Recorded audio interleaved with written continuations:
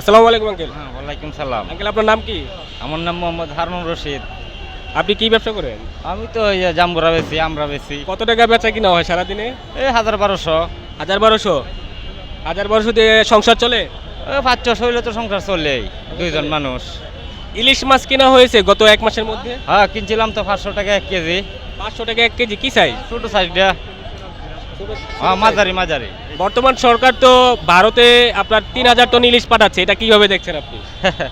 এটা তো কিভাবে দেখবো, আমরা যখন পাই না তো আর তো বাইরেই যা, তা দেখবো আর কিভাবে। বাইরে না গেলে তো দামটা একটু কম হওয়ার কথা ছিল, তাই না? এখন দেশের মানুষ খেতে না পেয়ে বাইরে যাবে, এটাকে আপনি কিভাবে দেখছেন? এটা তো ভালো না, খারাপ। দেশের মানুষকে, দেশের জিনিস দেশে খাও, দেশের সম্পদ দেশে তাও। আর তো বিদেশে গেছে গা, এটা তো ঠিক না, এটা তো বেঠিকই। এটাতে আপনার কোনো মতামত আছে? মতামত আর কি, সব দেশে যদি পায় তো আমরা পাই, আমি এক দেশে না পাইলে আমরা পাই করতে, এটাই তো মতামত আর কি।